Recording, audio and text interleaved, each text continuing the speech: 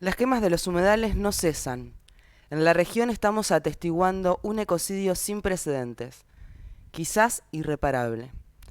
Las consultas por afecciones cardiorrespiratorias y oculares se multiplican en una población que viene teniendo su salud muy debilitada, teniendo en cuenta de que la calidad del aire llegó a ser 4 veces peor que las permitidas por la reglamentación vigente. Sin embargo, desde los gobiernos, las respuestas que se están dando son completamente insuficientes. A estas alturas no hay responsables, la justicia sigue garantizando la impunidad.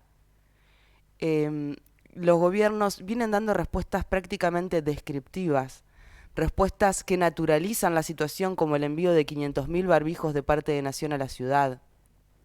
No se hacen las investigaciones que se deberían estar haciendo y que, sin embargo, periodistas y ciudadanos de la ciudad las están realizando. No todo es malo en esto. En el fin de semana, más de 10.000 personas nos movilizamos al Puente Rosario Victoria para exigir basta de quemas y el tratamiento de la ley de humedales. Hace menos de 3 semanas, en este Info Soberana, contamos con la presencia del arquitecto Pablo Pairó, que presentó un informe que investigaba el mapeo de lo que es este ecocidio. Hoy volvemos a contar con él para hablar de otro nuevo informe, en esto de estos ciudadanos que investigan para poder echar luz a esta situación. Este informe le pone caras, nombres y apellidos a los responsables del fuego. Bienvenido, Pablo. Gracias, Marina, por la invitación. Pablo Pairó, para que podamos saber, él es arquitecto, es docente, es miembro del Instituto Pensamiento Popular Soberanía y del Foro por la Recuperación del Paraná. Es docente del área de diseño de paisaje. Bueno, Pablo, como te presentaba recién, llama la atención la falta de información y la primera pregunta que nos aparece es cómo puede ser que un docente y arquitecto pudo investigar más en 3 semanas de lo que pudo hacer el Estado y la justicia en 2 años. Bueno, te diría que fue uno de los objetivos de este segundo informe, poder demostrar un poco que lo que hace falta es voluntad política para poder avanzar en la resolución de este problema que realmente ha sido muy, muy grave en el último tiempo, sobre todo. Em, Principalmente porque es el Estado el que hoy cuenta con información en distintos niveles, ¿no? A nivel nacional, organismos como el SENASA, el INTA, que cuentan con información respecto a la actividad productiva que hay hoy en toda esta isla. Em, los registros catastrales, que son organismos provinciales que también eh, son informaciones públicas que deberían disponerse, pero que hasta el momento no han sido lo suficientemente difundidas ni accesibles para el público en común, ¿no? Y bueno, por suerte, fruto un poco de la lucha extraordinaria, ¿no? Que tuvo este hecho histórico, podemos decir, el fin de semana con el corte del puente Rosario Victoria, va permitiendo que se vaya abriendo esa información. De hecho, ya se han publicado algunos listados, listados oficiales del SENASA, que permiten por lo menos empezar a reconstruir, ¿no? Un entramado de situaciones que son las que un poco en este informe tratamos de cruzar, ¿no? Lo que sería el mapa del fuego, en donde se van registrando satelitalmente los puntos, los focos ígneos que se van sucediendo a lo largo del tiempo y cruzándola con información precisa de localizaciones, sobre todo de las propiedades, ¿no? De los dueños de estos lugares que por el momento, bueno, no se ha avanzado en las responsabilidades, ¿no? Respecto a estas quemas que se han hecho. Bueno, para nombrar el informe este, para que si la gente lo quiere ir a buscar y lo quiere leer, el informe se llama Los nombres detrás del humo, las caras del ecocidio. Y Exacto. vos en ese informe nombrás, seleccionás 4 nombres, por su peso, porque demuestran también por qué, digamos, nos encontramos con estas dificultades para que se puedan tomar medidas.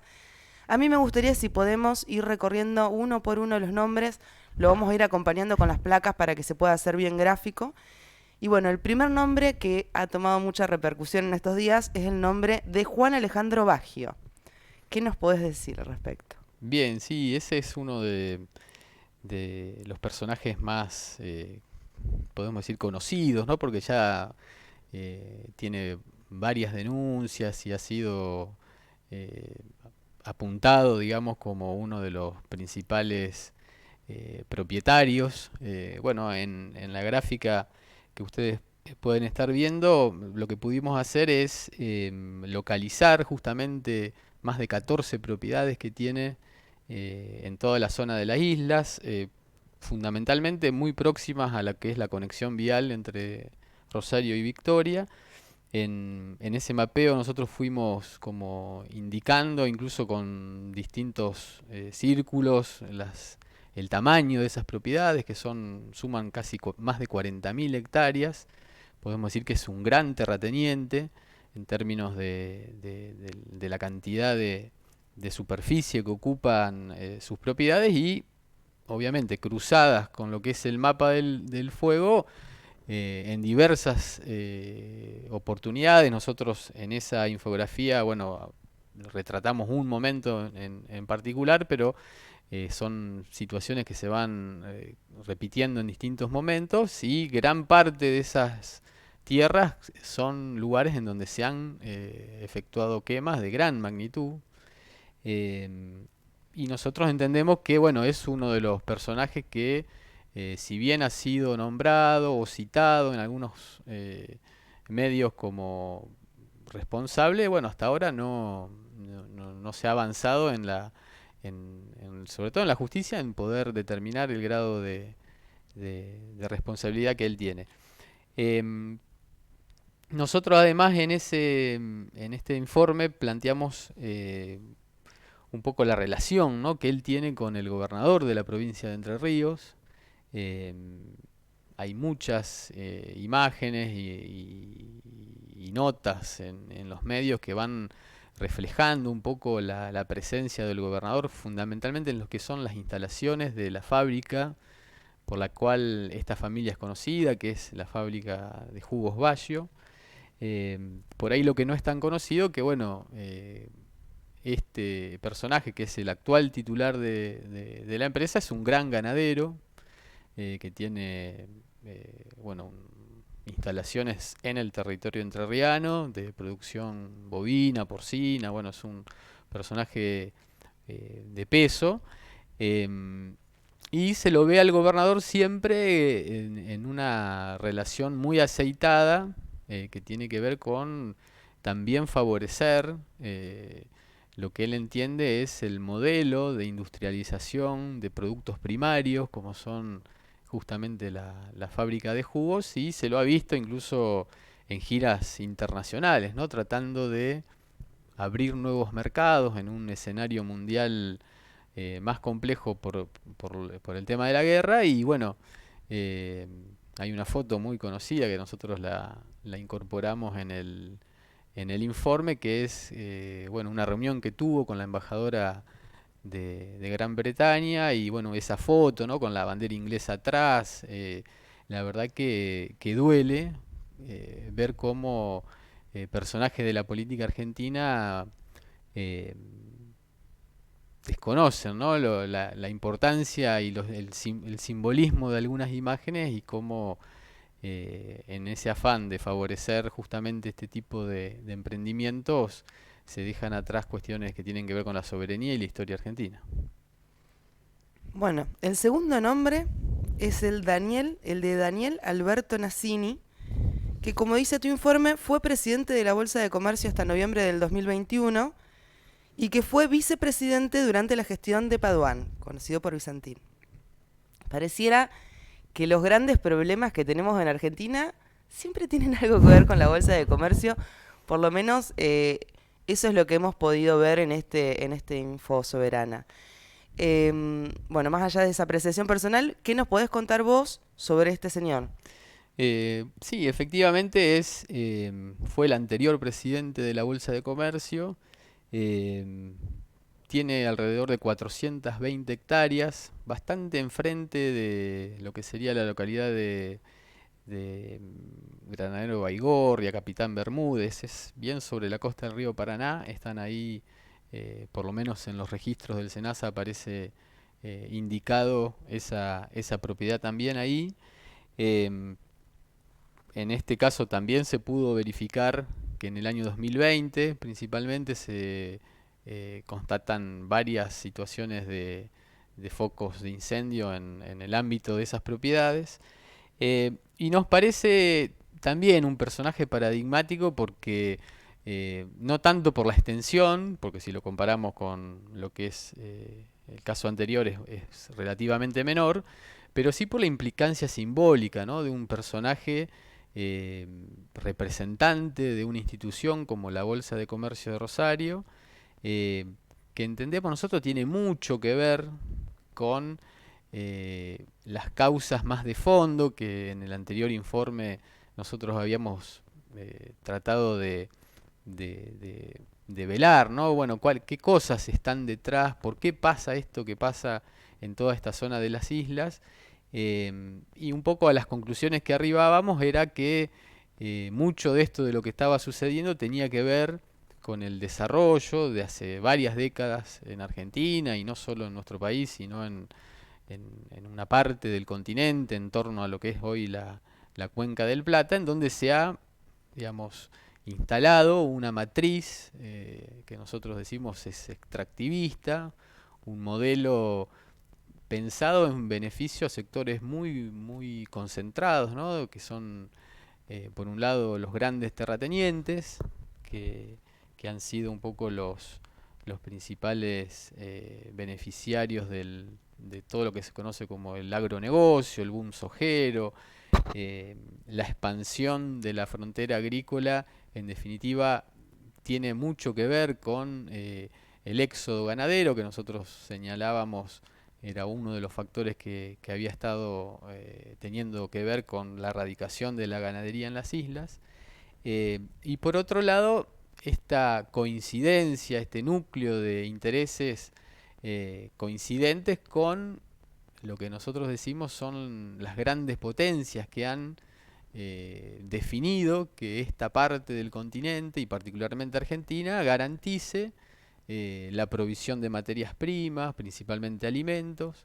eh, Tiene mucho que ver también con esto que se pudo ver en las últimas semanas, la gira del embajador de Estados Unidos, ¿no? En donde también él reitera un poco esta idea, ¿no? De que Argentina tiene que garantizar alimentos, tiene que garantizar minerales, por eso aparece todo el negocio del litio, tiene que garantizar energía y ahí está lo de Vaca Muerta también como otro proyecto que las grandes potencias imperialistas hoy han puesto en la mira estos grandes negocios, pero no pensando en cómo eso va a resolver los problemas de las grandes mayorías en Argentina, sino justamente pensado en su beneficio, ¿no? Y en una creciente concentración y extranjerización de las distintas ramas de la economía de nuestro país. Por eso nosotros decimos que, bueno, que en parte la pérdida de soberanía que va acompañando todo este proceso está por detrás también de todo este fenómeno que el humo es como el último eslabón. Eh, y, y sin duda la bolsa de comercio es la usina ideológica de ese modelo que lo venden como un modelo exitoso, como un modelo que hay que profundizar. eh, y al mismo tiempo lo llamativo es que en el último acto del aniversario de la Bolsa de Comercio llamaron a poner fin a las quemas, ¿no? Como parte de eh, los posicionamientos que ahí se realizaban. Hay una famosa foto, ¿no? Del presidente, el expresidente de la Bolsa, Nassini, junto al gobernador Perotti y al intendente de Rosario, y la verdad que eh, da risa, ¿no? Porque bueno, en el mismo momento que se estaba sacando esa foto, ardían las 420 hectáreas que tiene este señor en las islas, al mismo tiempo que un par de años después esta misma institución estaba exigiendo supuestamente a las autoridades con el fin de las quemas, ¿no? Nos parece que, como decíamos ahí en el informe, hay que empezar por casa y tratar de replantearse un poco estas cuestiones que nos parecen muy contradictorias, ¿no? Más viniendo de este tipo de entidades. Tercer nombre, Juan Carlos Paladini, conocido por Paladini Sociedad Anónima. Exacto. ¿Qué nos podés decir sobre él? Bueno, en el caso de Paladini también es un personaje, bueno, por un lado conocido por la fábrica de el frigorífico, ¿no? Que es uno de los más importantes en Argentina. Em, si bien eh, no en todas las extensiones de tierra que él tiene en el área de islas existen ganadería o existen establecimientos, sí es una referencia de lo que es el negocio ganadero, obviamente, em, y particularmente, bueno, en el caso de él son 1100 hectáreas que nosotros habíamos ya detectado en su momento en el listado público que se había hecho de las propiedades. Su localización también, en ese caso, como pueden ver en la infografía, coincide con áreas y con focos de incendio, sobre todo en el año 2022, digamos, bastante recientes. Em, y es un personaje que también tiene lazos, digo, de peso en términos de los personajes, ¿no? Con los cuales se ha venido vinculando, particularmente con el ex ministro de Agroindustria, Echevere, que es el que le ha dado forma, ¿no? A estos convenios que se han hecho con China para aumentar las exportaciones de carne de Argentina, que algo también tiene que ver con el repunte que ha habido con las instalaciones ganaderas en las islas en los últimos años, ¿no? Que si bien se habían reducido desde el año 2007, que fue el momento de mayor auge de la actividad, eh, en los últimos años hay nuevamente pedidos de nuevas instalaciones en toda esta zona y tienen que ver en parte con el auge de la demanda, ¿no? Que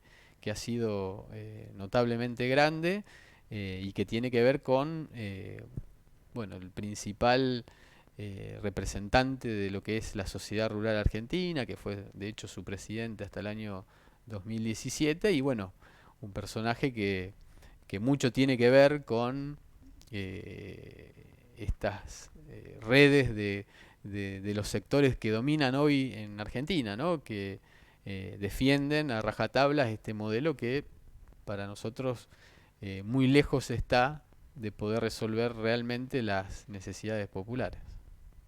El cuarto nombre es del de José Aranda, de Copra Sociedad Anónima. Sí, este es otro personaje que ya habíamos en algún momento mencionado también en un boletín que hicimos hace un par de años en relación a lo que habían sido algunas movidas acá por el tema de la ley de humedales. Casi 9000 hectáreas en dos fracciones distintas que tiene en territorios próximos a Victoria principalmente. También, por lo menos en varios registros que pudimos hacer, se constatan quemas dentro del área de la superficie de estos territorios, digamos que son vastos en relación un poco a las dimensiones que estábamos comentando. ¿Y por qué es un personaje también paradigmático? Bueno, porque no es la primera vez que Aranda, ¿no? Que es un accionista del grupo Clarín importante, un multimedio, eh, digo, cuando hablamos de usinas ideológicas, bueno, también el papel de los medios en esto es muy importante. Y sobre todo porque en el caso de él ha tenido otros emprendimientos, particularmente en Corrientes, con la siembra de arroz, la producción de arroz, es un gran productor arrocero, eh, que ha tenido asociaciones con George Soros, que también es un personaje con, podríamos decir, con prontuario internacional, ¿no? Por manejos de fondos de origen bastante poco conocido y que, bueno, en Argentina tiene un peso también importante en la provincia de Santa Fe, de la mano de Adecoagro, controla gran parte de la producción de arroz en nuestra provincia. Y bueno, fue conocido el caso de él porque intentó desviar el curso de un arroyo con terraplenes en corrientes para tratar de avanzar y canalizar el agua en producciones que estaba haciendo ahí. Y bueno, ahí se desarrolló una lucha ambiental de varios años que logró finalmente que no prosperara esa intervención que querían hacer y bueno, demostró un poco la importancia, ¿no? de esto que se viene desarrollando en toda esta zona, que es la necesidad de aunar esfuerzos, de movilizar y trabajar colectivamente para poder de alguna manera poner en cuestión todas estas consecuencias, ¿no? De un modelo que no que realmente es, decimos nosotros, enemigo del hombre, ¿no? Porque no solo eh, es contrario a la posibilidad de un desarrollo sustentable, sino que no está pensado en beneficio realmente de los sectores populares en su mayoría, ¿no? Pablo, bueno, este informe que vos redactaste junto al Instituto Soberanía fue ampliamente difundido por los medios, muy difundido. Entiendo yo que por la importancia, por los datos que aporta en medio de tanta incertidumbre y en medio de tanto discurso de que no se puede hacer mucho. Cuando me pongo a prepararme para esta charla, estaba leyendo estas notas que vos diste y me encuentro con que, además de la difusión de los medios, Paladini sale a responder al Instituto Soberanía y a este informe a través de una carta de lectores en la capital. Siguiendo con mi investigación, veo que ustedes también responden. ¿Qué nos podés contar de eso? Sí, en el caso de una carta de lectores que se publicó el día domingo pasado, en donde él afirma o desmiente en parte el contenido del informe, dice que no son propiedades que él reconozca como propias las que se asignan ahí, dice además que nunca fue citado por la justicia, em, y al mismo tiempo plantea que en realidad él dispone de 2.000 hectáreas eh, y que bueno, que también en algunos casos se habían registrado incendios en ese tipo en una parte de esos campos, ¿no? Eh, entonces, bueno, un poco la respuesta que nosotros le planteamos es, por un lado, la información oficial con la cual nosotros nos manejamos para hacer ese informe. Obviamente que eh, se van a terminar de despejar algunas dudas que puedan existir en la medida de que principalmente el gobierno de Entre Ríos avance con la difusión de los catastros provinciales, que es la información que debería estar actualizada. En ese sentido, sé que hace 2 días hubo un decreto del gobernador por el cual parte del área catastral pasa a integrar la Secretaría de Ambiente de la provincia de Entre Ríos, con lo cual se supone que por lo menos lo que serían las tierras fiscales, que es una parte también de la problemática, ¿no? La cantidad de hectáreas propiedad del Estado que han sido concesionadas o usurpadas en distintos momentos y que sobre las cuales hay muy poco control y que el propio Estado desconoce el estado actual en muchas de ellas, ¿no? Entonces, bueno, entiendo que parte de la presión que se va ejerciendo va empezando a generar algunas decisiones en los que tienen que tomar cartas en el asunto, ¿no? Y volviendo a esto de Paladini, en relación a la no citación de la justicia, nosotros no podemos decir más que, por un lado, que fue una información que salió no solo en portales ambientales, sino en Rosario 3, que es un portal reconocido de la ciudad de Rosario, en una nota de Roberto Caferra, que además cita una entrevista con el juez de la causa, en donde el juez da la nómina, ¿no? De más de 40 empresarios de distintos puntos del país y además dice que los va a recibir en su despacho, que los va a convocar a partir de un cronograma. Bueno, esa es la información que existía. Después, si efectivamente no fue citado, y bueno, habrá que preguntarle al juez por qué dijo que iba a citar a los que había nombrado en esa nómina y después no lo hizo. Lo que sí estamos seguros es que hay una gran lentitud de la justicia y que por el momento lo único que se ha garantizado es la impunidad de gran parte de los responsables de estas quemas. Después un dato llamativo, coinciden justo la época en donde se efectúan estas quemas con la misma que nosotros teníamos registrada en los campos que Palladini dice no ser propietario, ¿no? Pero bueno, serán coincidencias que habrá que en algún momento profundizar y investigar. Para cerrar, Pablo, ante este estado de situación, ¿cuál te parece que es la salida? Mira, creo que hay dos niveles, ¿no? Por un lado, las cuestiones más inmediatas, que tienen que ver con cómo ponerle freno a todo este proceso, cómo resolver este tema del humo, que es lo que por ahí afecta de forma más directa la vida de tanta gente en toda esta zona. Y que eso implica obviamente decisiones políticas, implica avanzar con la justicia, implica avanzar en la aprobación de la ley de humedales. Aparece nuevamente algunos gestos, por lo menos en el Congreso, de que eso podría empezar a tener alguna posibilidad de que se concrete. Eh, Obviamente que eso va a seguir dependiendo del grado de movilización, del grado de protagonismo, principalmente de los jóvenes, que han sido los que han tomado esta bandera como una, una cuestión central y que me parece que es lo que abre una esperanza, lo que va marcando un camino respecto a cómo seguir.